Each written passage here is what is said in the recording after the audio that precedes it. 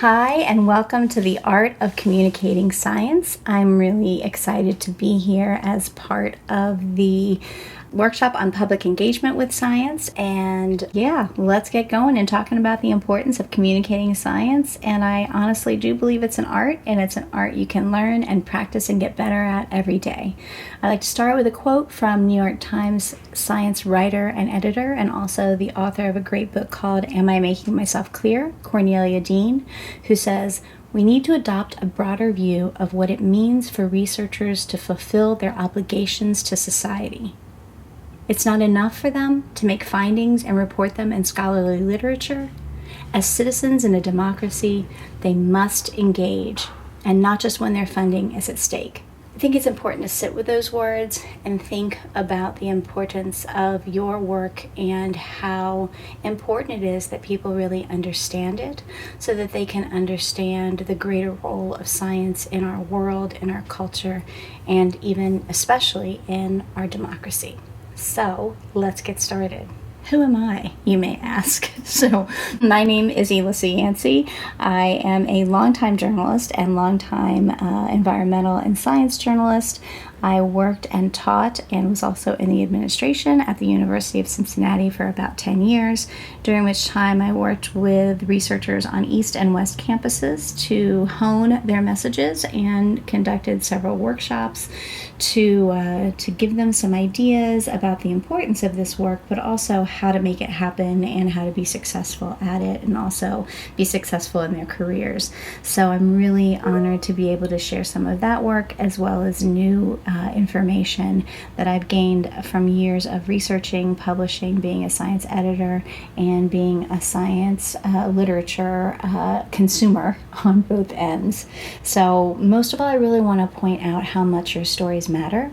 We really are counting on you to make our world a better place, and you're passionate about what you do. I mean, otherwise, why would you live through the world as a researcher? You really care about this work, and it's important for us to understand why you care and what you're doing, and why it matters to all of us. So the second quote I like to share is from my friend Anissa Ramirez, who I actually met via the Alda Center for Communicating Science back in the day when it was very first starting out. She and I attended a workshop together, and she has now written a wonderful book called The Alchemy of Us. And she is a science evangelist, and when I say that, I am not saying it lightly. She is everywhere talking about how science and science education in particular is important. And one of the things that she says that I think is important to hold close is that a scientist is a person who's a creative problem solver and a person who asks a lot of questions. So being a creative problem solver means understanding how best to communicate your work, how best to share your work, how best to maximize the impact of your work. And all of that is what we'll be discussing today, because the stories that we share really do matter. I think especially in the last year or two or three or four, we've seen how science can be manipulated, scientists can be manipulated, and the truth can really be shrouded in mystery and misinformation. And that's why it's more important now than ever that your voices are clear, are easily understood, and are shared widely with the public. So the objectives for this session are simple and clear. By the end of the session, I hope you'll be able to discuss some trends in public opinion about science and trust in scientific information. And that's basically another way of saying know your audience when you're talking to the public. Second of all, I want you to be able to discuss successful techniques for communicating your work to different types of audiences and through different types of media, because we are surrounded by all different kinds of media in this day and age. And finally, I want you to be able to make your own plan on building trust and understanding about and through your work. So that'll be your homework that hopefully we'll be able to discuss when we meet in person.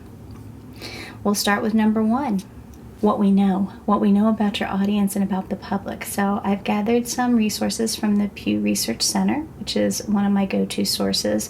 The data is a little bit out of date. It's from 2019. Some is from 2016 to 2019. We don't really have a lot of research yet about 2020 and 2021, which I think will be pretty important to understand coming in through and out of COVID. But here's what we know for now. There's some good news. The highlights are the public trust in science and scientists was on the rise in 2019. So there are good things happening. There's still room for improvement. There's some troublesome gaps that I really want to be clear in addressing, but overall things are going in the right direction. So you're saying there's two tiny graphs. I don't know what they are. Well, we're going to take a closer look in the next slide. So first, Americans' confidence that scientists act in the public interest is up since 2016. You may be surprised that that's even a question that people would have a no or neutral answer on, but as you can see, it is a question that needs to be asked. So you can see some really great trends in terms of a steady increase in trust in scientists from 2016 to 2019, up 10 points, which is really, really great news. You can see there's even an increase in trust in medical scientists. News, businesses, and politicians are almost always ranked the lowest in terms of being trustworthy. So just keep that in mind as you think about how you rate in public trust compared to others. More good news. The majority of Americans say science has a mostly positive impact on society. Again, for all of us who believe in the power of science and scientific discovery and see it as an incredibly important part of our humanity, this is kind of a question we wonder how anyone could say no to, but as you see, 3 out of 4 respondents say science has had a mostly positive impact. But if you look at the not positive or negative rates, that's almost 1 in 4. And that's not great. So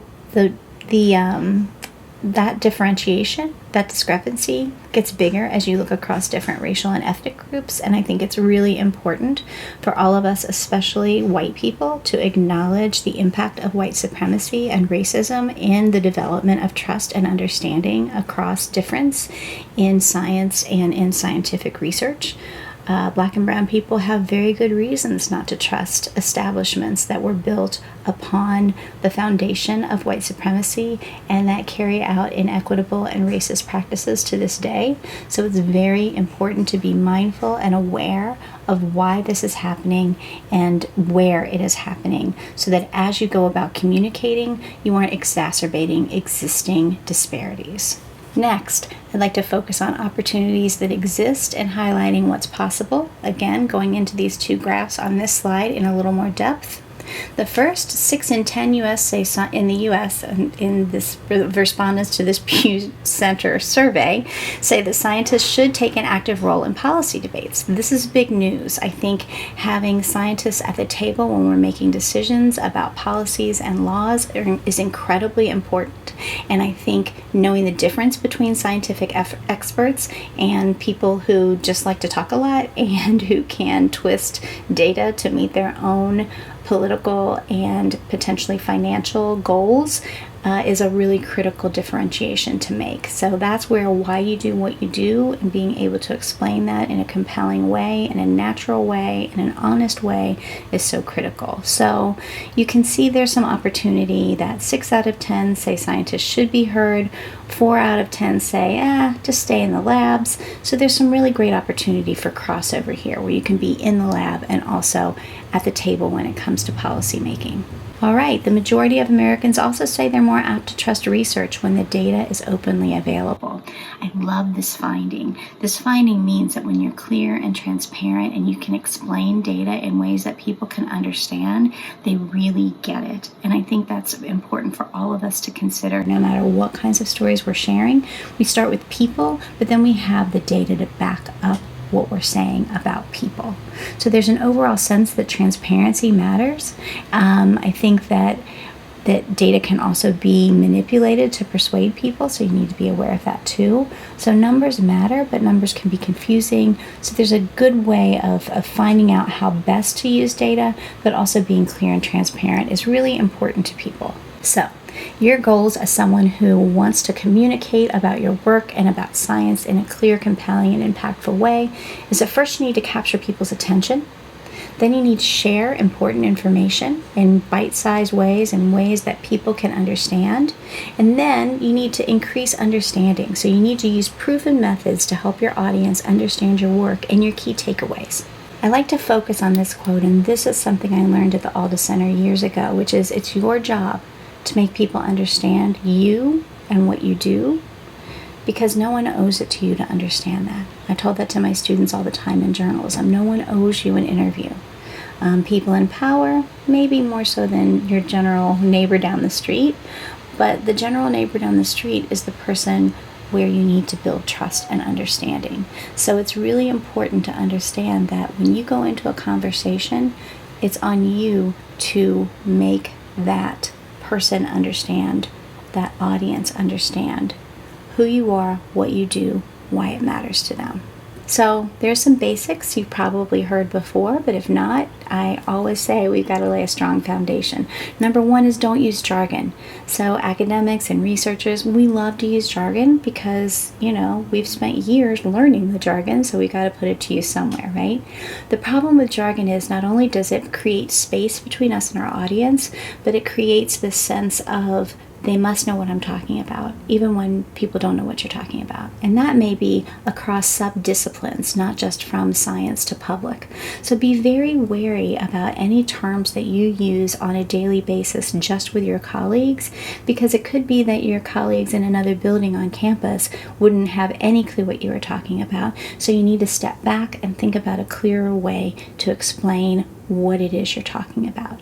Another great quote is, if you can't explain it to your grandmother, you probably don't understand it well yourself. So sometimes not in a condescending or pejorative way, but being able to explain on a real person level what it is you're talking about is incredibly important. And everybody has jargon. Every sport has jargon. Jargon does not make you smarter, does not make you better than anyone else. It just means you have an area of expertise or an area of specialty that other people can't understand. And that's not necessarily a good thing. Next, another basic is dumbing down. There's a lot of pushback against, well, I can't talk to the public, I have to dumb down my research. It's not dumbing down to be clear. It's not dumbing down to be concise. It's not dumbing down to be transparent. And people who really want to understand what you're talking about need to understand it at a basic level first and then build up understanding from there. You weren't born with a PhD. You weren't born having spent years in a lab.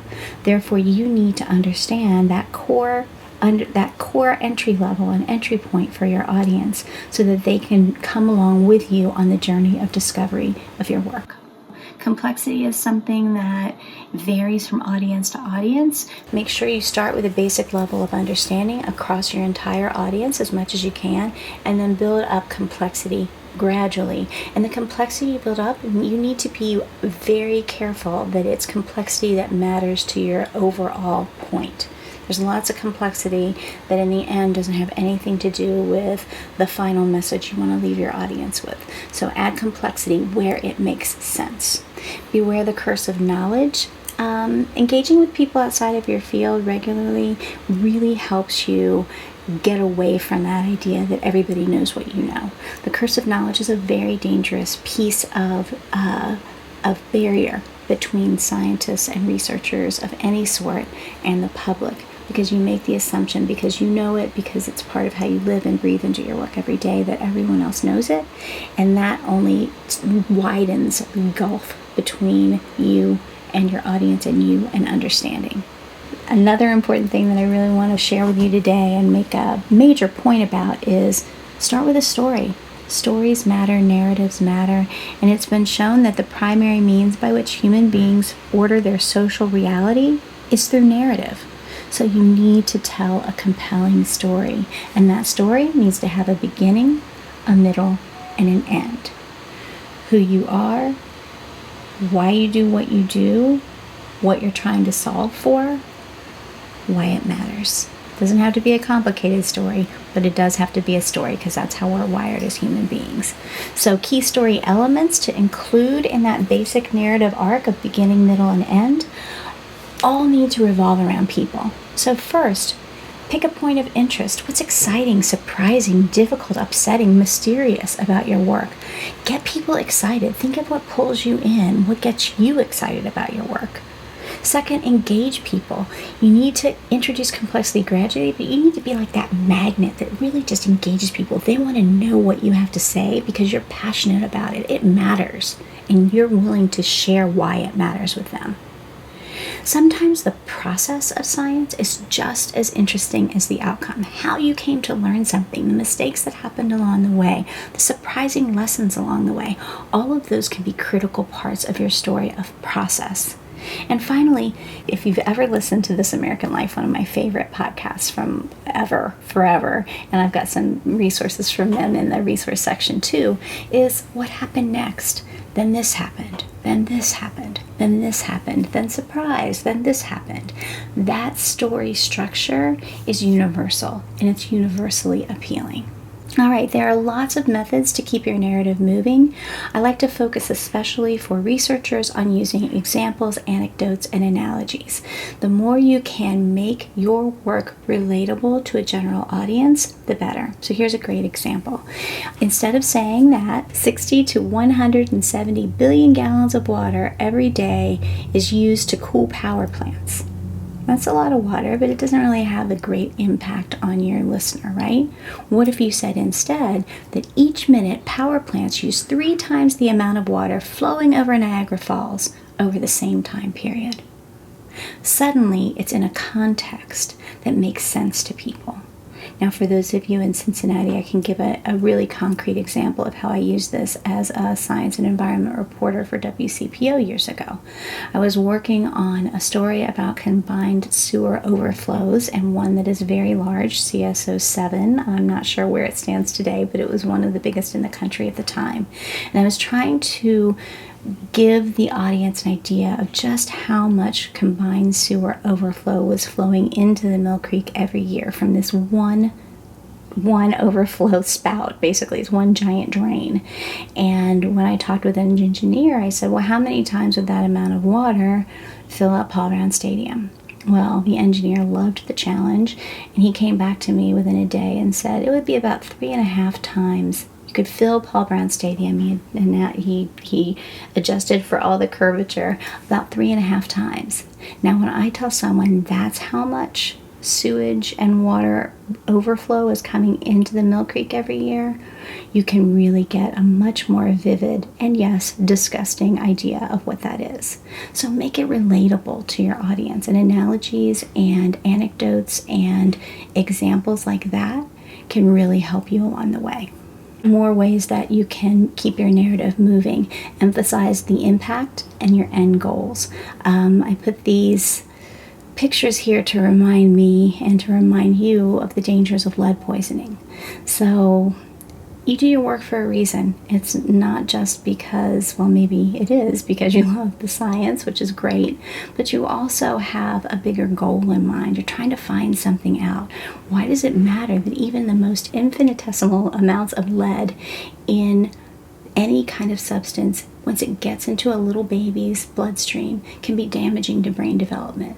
That matters not just because that baby has a right to a healthy life, but also because the parts of the brain that lead damages down the road interfere with decision making, interfere with impulse control. And then we look at neighborhoods and environmental justice issues in whole new ways, and that comes back to the science of lead in the bloodstream. So while you can be very clear and talk about the human impact of your work, that's very, very important to be able to do. And it also helps people understand why the work matters. At the same time, you don't want to stretch. If you don't know the answer, be clear, be honest, be upright. That's not my area. That's not my expertise. I can find somebody else who can help you with that information, but I'm not going to stretch my area of knowledge to make a speculation about something that I am not sure of. People respect honesty and transparency. And when you don't know, say you don't know. It doesn't mean that you are less than. It doesn't mean that you're not wonderful at your job.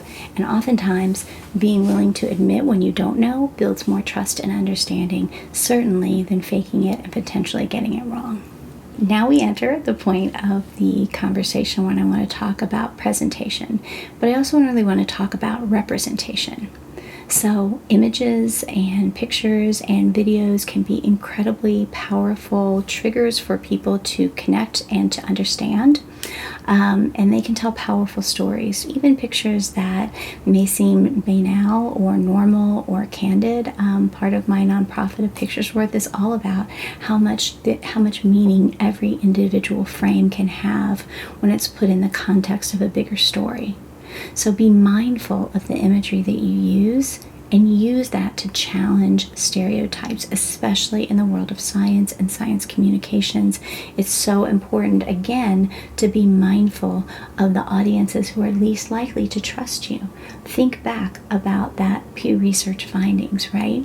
Who are the people who have the least trust in science, or who are most skeptical about the intentions of scientists? And show them as part of your stories. When you are represented in a story, when you see yourself reflected in those stories, you can understand them better, and you can be intentional about that in your efforts to communicate. So be clean, crisp, and clear. Remember the story, not just the image. So here's an image of two women and their child. This could be a story about housing, about getting a new home, about housing insecurity. It could be a story about lead poisoning and the dangers of it. Thinking about how people can connect to the images that you use to represent your stories is an important consideration as you communicate about your work. So this slide speaks for itself. When you are giving presentations, remember, white space matters. People don't like to be overwhelmed with information, and you can tell the story without showing everything all the time. You can show it through your description, as opposed to having 1,000 words on a slide that no one can remember. Another great piece of information about representation and presentation mattering. Visualize science when it's possible. Science is exciting. Again, my friend Anissa Ramirez has a wonderful series that she did while at Yale called, I think it's called Material Marvels. Material Marvels. She's a material scientist, and she does amazingly colorful, powerful, impactful, and easy to understand explanations and conversations about really complex science, like nanomaterials in this case. So make comparisons, like I said before, to everyday materials. Start simple and then add details, especially if you're in person. You can see when people are ready to get deeper and have more questions. And so it's a balancing act between giving people enough information to keep them engaged and not complicating it so much that they can become lost in the details. Another piece about representation mattering is a little cartoon from The Far Side I like to use. It has a rhinoceros artist who, as you can see, I use this with my journalism colleagues as well, to say that objectivity is a myth, because that rhino, every painting that rhino does has its horn in the middle of it. So we all see the world through our own horns, so to speak, through our own biases and our own levels of experience. So it's really important, as we think about reaching broad audiences and making our work better and more impactful, to think about collaboration and diversification. Those two opportunities and pathways for researchers can build trust and understanding. They also can improve rigor and strengthen our evidence bases. They expand opportunities for discovery and growth, because people with different perspectives ask different questions and get to different and more complex and effective, often, answers. It builds robust outcomes that withstand more scrutiny. It opens our eyes to new perspectives, which makes our world a better place overall. And also, it can be fun and funny to build relationships with folks who have so much to offer that's not like what we already are offering. Finally, I want to say, own your story. There's so many ways to communicate now in the 21st century that didn't exist years ago. There are, of course, lectures, but not just to your peers. There are lectures in communities, at libraries, and online forums, for nonprofits, not only at conferences, but that you're already familiar with, but look for opportunities to share with local nonprofits. Here in Cincinnati, we have Green Umbrella. Make yourself a voice, a trusted authority in your area of expertise, because the public is hungry for knowledge about things that matter, and that's you. There's also the op-ed approach, and that's just not an op-ed in USA Today. There are op-eds in community papers, in nonprofit newsletters. There's a wonderful site called medium.com where you can start your own publication, your own articles. You can write and publish them and share them with their audience. You can develop a newsletter around it where you control the editing of it, because when you work in op-eds and you submit to publications, they can edit your work, and that's not necessarily a bad thing. Sometimes it's a wonderful thing. But if you want complete control, you can do a source like Medium. You can use a service like Substack, TinyLetter. You can develop your own newsletters. There's all kinds of ways to reach out to secure your audience, to inform your audience, and to engage your audience. There's social media, which is whatever level of comfort you have with it. It exists. It's hard to get away from. There's a great SciComm Twitter world out there, MedTwitter. There's lots of affinity kind of hashtags in the world of Twitter that I can talk about more if you're interested. And I'd say Twitter versus Facebook versus Instagram versus TikTok versus Clubhouse. There's a million social media platforms out there.